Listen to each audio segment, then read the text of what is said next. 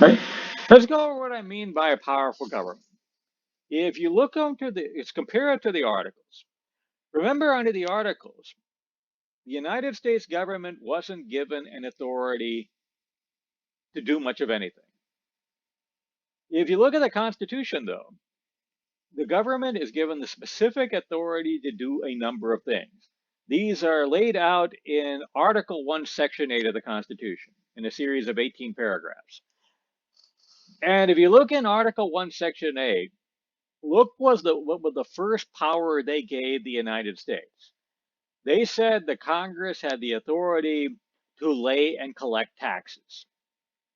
In and of itself, this makes the new government under the Constitution much more powerful than the government under the Articles, right? Because now they'll have the authority to do something, right?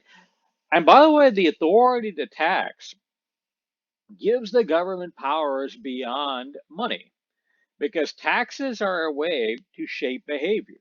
If you want people to do something, you can give them tax incentives to do it. If you want people not to do something, you could put taxes on what you don't want them to do in order to keep them from doing it. For example, if you look at cigarettes today, cigarettes are heavily taxed because state authorities don't want people to smoke. Right? You make the cigarettes more expensive, then you won't smoke. Trump is putting taxes on imported products, tariffs, in order to try to keep people from buying imported products. So taxation is a very powerful thing. And let me give you one other example for how you can use taxes beyond even coming up with money.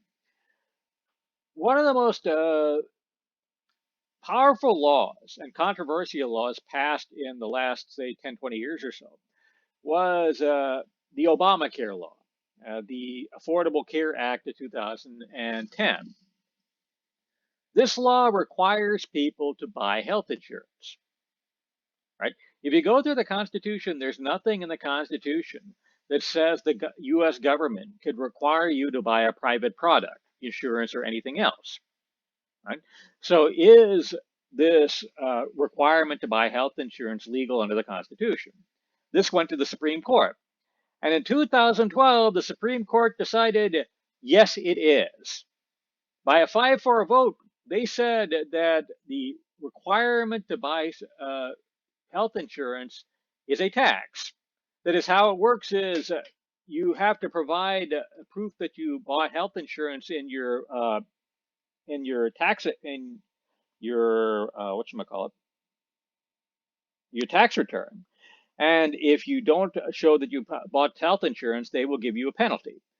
The Supreme Court said that penalty is a tax. It's a tax on not having health insurance. You can tax a negative. Since the Constitution gives Congress the broad authority to tax, right, that gives them the broad authority to do a whole lot of stuff. So the government, by having the authority to tax, is going to be extremely powerful. The government is also given many other powers under the Constitution. The government is given the authority to create a military, so it can create a professional army and a navy. The government, under the US government, is given broad authority to regulate trade. That is now interstate and international commerce are the exclusive authority of the United States. The individual states actually can't interfere with them. Right? The new government under the United States is given an executive branch. So there will be a national leader, a president, right, who can unify the public behind him. He will have a bureaucracy in order to carry out his goals. The new United States government has a court system. And the Article 1, Section 8 ends in the 18th paragraph with something called the Elastic Clause. Sitting in front of you now. The Elastic Clause said that Congress can make all laws which shall be necessary and proper for carrying into the execution the foregoing powers, and all other powers vested by the Constitution of the government of the United States or in any department or officer thereof. James Madison was the principal writer of the Constitution. He was a terrible writer. Everything in the Constitution reads like a stereo manual. But this paragraph over here is extremely important. And so let me go into what it means. The Constitution lists a lot of things the government can do, like tax, right? Like regulate interstate commerce. What this piece of language says is that Congress can pass any law which they say is necessary and proper to do any of those powers. Right? So they can pass any law necessary and proper to regulate interstate commerce. Right? What can you say is necessary and proper to regulate interstate commerce? A lot of things. So that's why political scientists call this the elastic clause. You can stretch it to fit a lot of stuff. And in theory, this gave the Constitution, the government under the Constitution of 1787, almost unlimited power. Right? Because let's go back to Article 1, Section 8, Paragraph 1. It says the Congress can lay, collect taxes, duties, imposts, and excises to pay the debts and provide for the common defense and general welfare of the United States.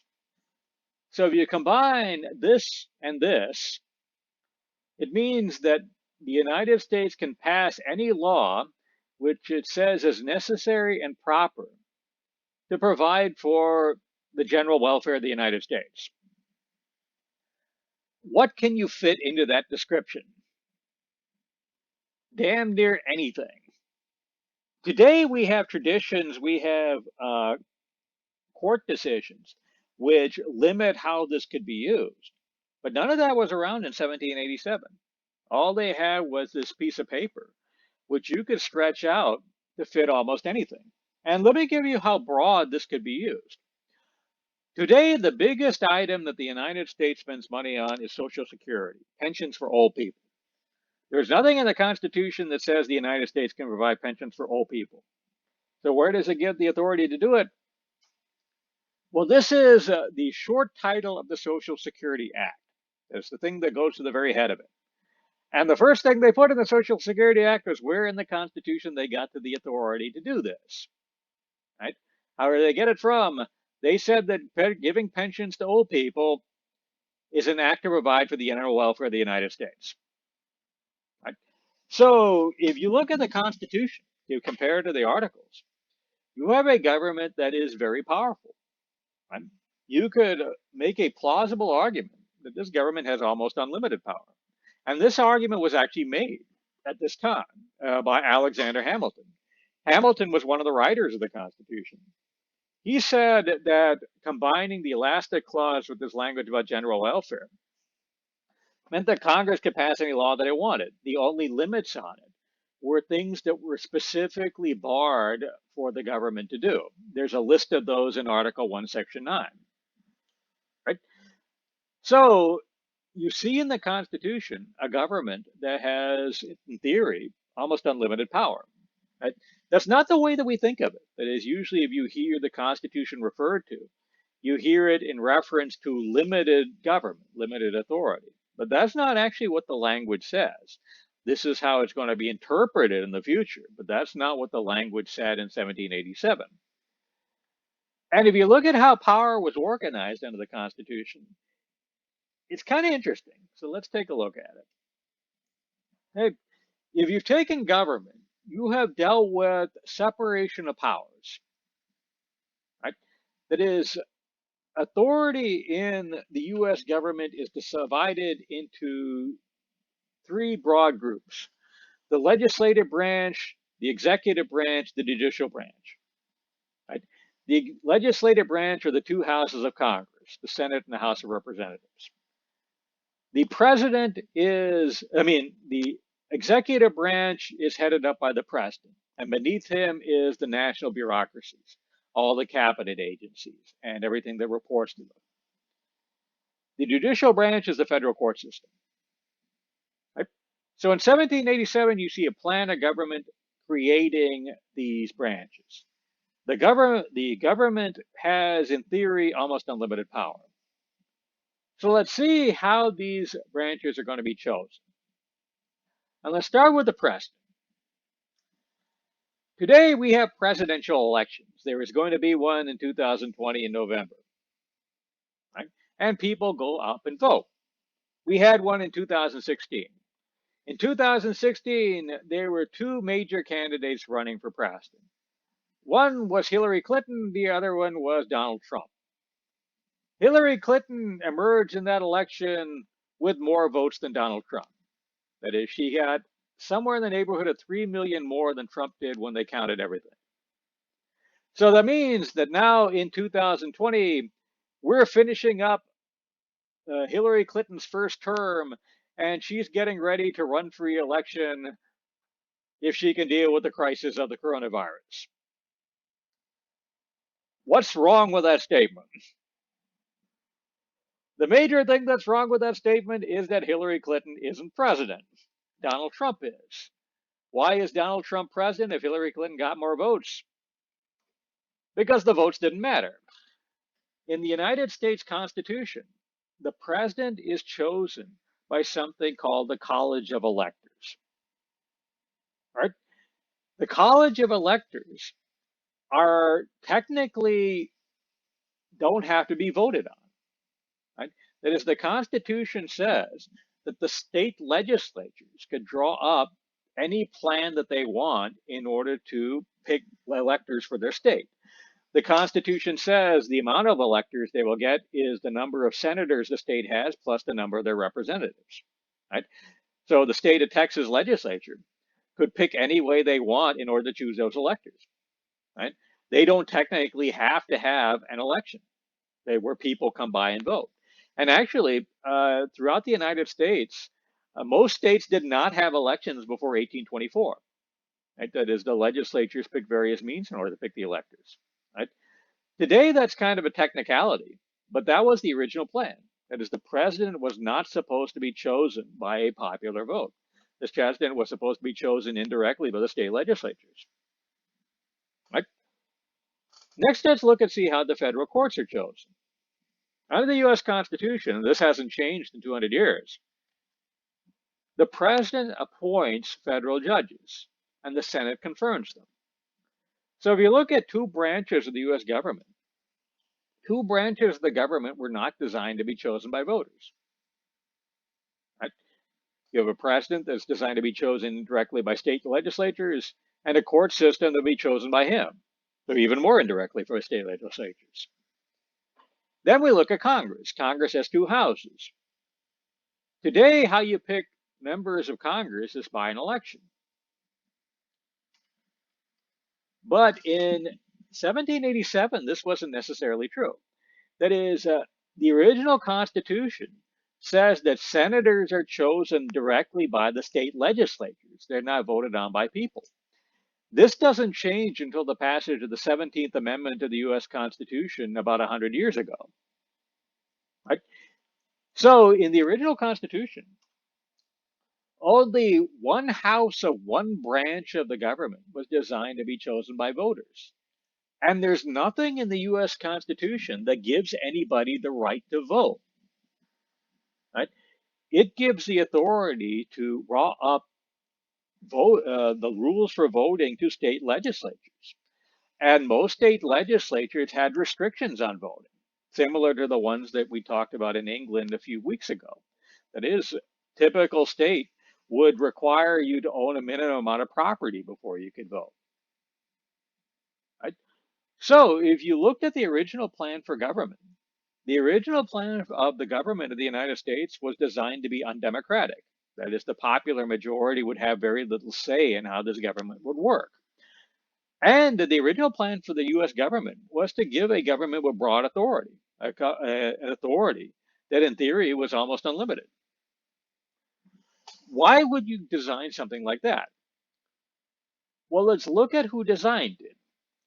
The Constitution was written by 55 wealthy and prominent people. So let's look at what the interest of a wealthy person is. Remember, a wealthy person wants protection from government, but wants the loyalty of the government. They want to be able to control it. The wealthy minority in America in 1781 opposed giving the U.S. government any real power because wealthy people throughout the country didn't think they could control it. So let's look at how this design reassures those fears. Because remember, wealthy people were driving for the creation of the new Constitution in the first place. They wanted a more powerful government because now they thought they needed the insurance policy of a national government to maintain order. But if they were going to have a powerful national government, they were going to make damn sure they could control it, that it would be loyal to them. So, what could turn the government against you if you're a rich guy? Well, one thing would be, as we went over before, people from a different part of the country could control the government and use it for their own interests and send you the bill. How do you prevent that? Well, you divide power in Congress geographically, right? By having the House of Representatives and the Senate, okay, represent geographic areas. Every state is represented evenly in the Senate, and the House of Representatives is the states are represented by population. That's going to make it very difficult for one geographic area to dominate the entire United States government.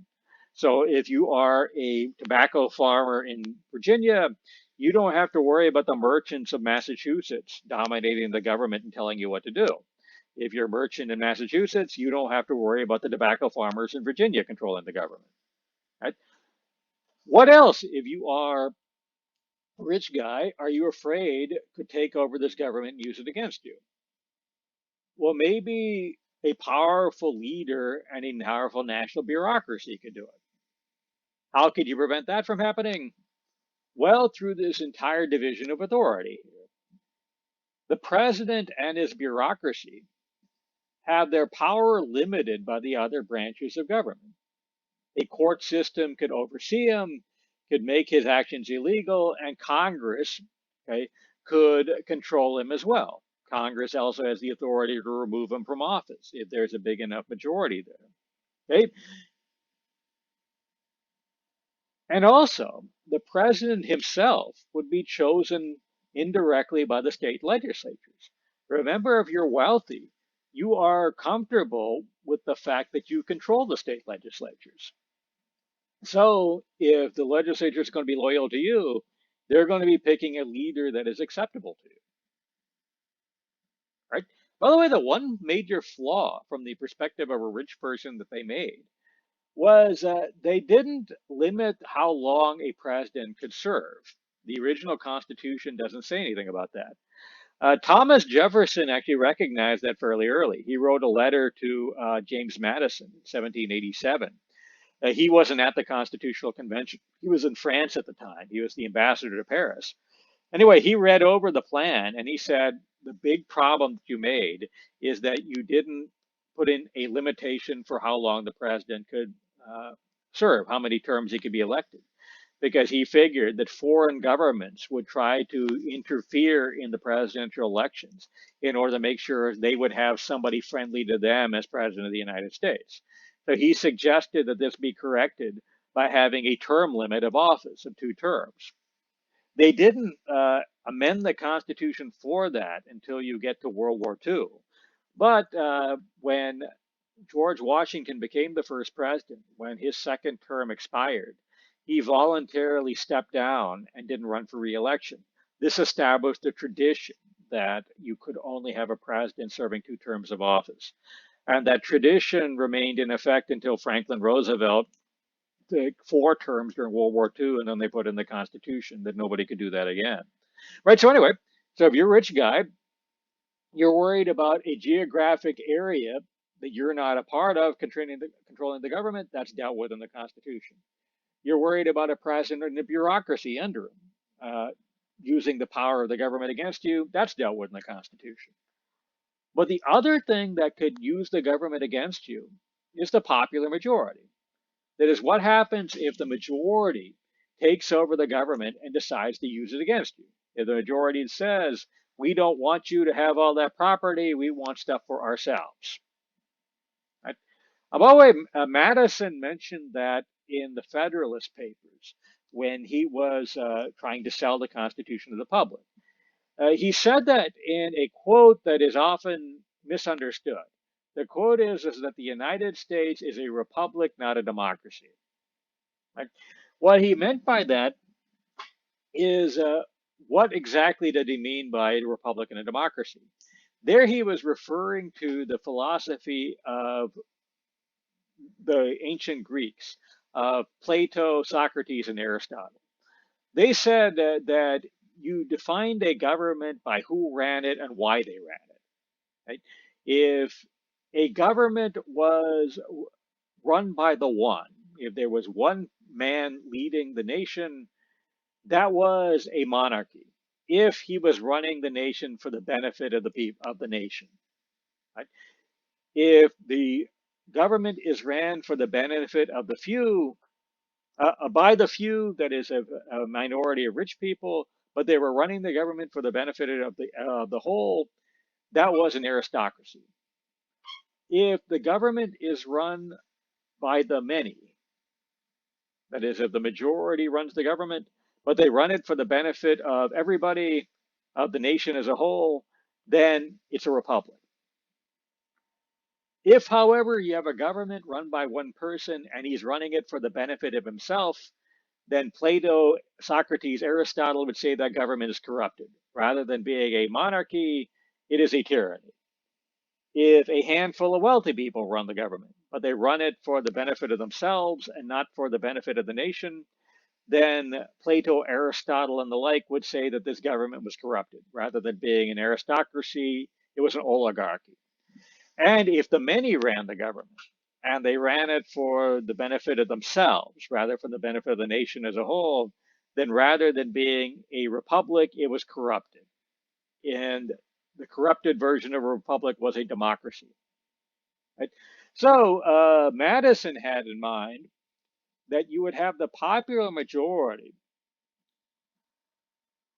having a voice in the government, but the popular majority would not be able to run the government exclusively for themselves. The rights of the wealthy would be protected as well. And if you look into the Constitution, you could argue actually that the Constitution was designed more to be run by the wealthy than it was run by the majority, because the wealthy could block anything that the House of Representatives did. That was the only part of the government that was run by the chosen by the majority. And through the state legislatures, they could decide which of the majority could even vote in the elections. Right? So if you look at the government of the United States, it was a government that was undemocratic and in theory very powerful. This was something that serves the interests of the wealthy and was designed this way by the wealthy. So you have a wealthy minority leading to the construction of a new United States government that served their interests. And this government generated a lot of opposition from the majority. If there was actually a fair vote in 1788, the Constitution would never have been ratified because a majority of the country actually opposed it. Right? However, the wealthy minority had the juice to get the Constitution ratified anyway. However, they emerged with this new government afraid of kind of a lack of enthusiasm behind the new government and the Constitution from the majority. That is, if the majority didn't think the country was a republic, that is, something that was run by them for the best interest of everybody, then the majority would just tune the government out. They wouldn't feel any loyalty to it. Right? So if anything went bad, like if the country was invaded or if the economy fell apart, then rather than coming to defend the country, they would just let the government fall apart and let somebody else take it over. So the wealthy minority had to figure out a way to win them over, to get them to uh, see this country as theirs and see this new system as legitimate. How they did that was by making symbolic concessions to them, by telling them the country is yours. We're just going to run the government the way we want, right? And they did a number of things in order to try to win that over, to accomplish this. One of the things they did was they added 10 amendments to the U.S. Constitution. The Bill of Rights. The Bill of Rights guaranteed to kind of middle class America that this new government wouldn't be used against them, that it wouldn't be a plot to destroy them. That their property rights would be protected and their rights as people would be protected, right? And they tried to do it rhetorically. That is, they just went out and said, use language like this country is a republic. This country is here for the benefit of the people. The people run the country, so on and so forth. Right? So if you are a middle class person, you get a bunch of symbolic concessions, a bunch of symbolic language to say the country is yours, but all the practical power of the government goes to the wealthy people. Right? That was the way the country was designed to work. And one of the things that's interesting to ask at this point is which one of those two is more valuable? If you had a choice, which would you rather have? Would you rather have the practical power or would you rather have a symbolic concession? The practical power sounds very nice, but the symbols are valuable too. That is, if people believe that the country is supposed to work some way, that is, if they believe that they're supposed to have rights, if they believe that they are supposed to run the country, that they have a way of turning that into reality, right? And you can see that as the America evolves over the years. For example, the president was not designed to be chosen by the public. However, as the years go on, the public increasingly say all men are created equal. This country is ours. Right? We are the republic. We can run the country how we want for the benefit of the country. When the voters believe this, they start putting pressure on the state legislatures to make it a reality. So the state legislatures start passing laws that allow for the creation of a popular vote for president, the election we have today. Right? There's nothing in the Constitution that says this has to happen, but when the voters believed they had a right to it, they made it a reality, even though the Constitution doesn't actually say it. Today, the electors are kind of a formality. When you vote for president, what you're actually voting for is a slate of electors. Those slate of electors have the constitutional right to vote for anybody they want, but they vote for usually the guy who won the state, right? And what you're going to see for the rest of your class is kind of this tension, a tension between a country that was designed to work for the benefits of the wealthy, but a country that also justifies its existence with all men are created equal. And we're going to see how both of these things are going to shape how the country is going to evolve in your next set of classes, particularly the stuff that we're going to be dealing with once we start getting into your third exam. But anyway, with that, let me go ahead and stop here, and we'll pick up with the next topic when I set up the next recording.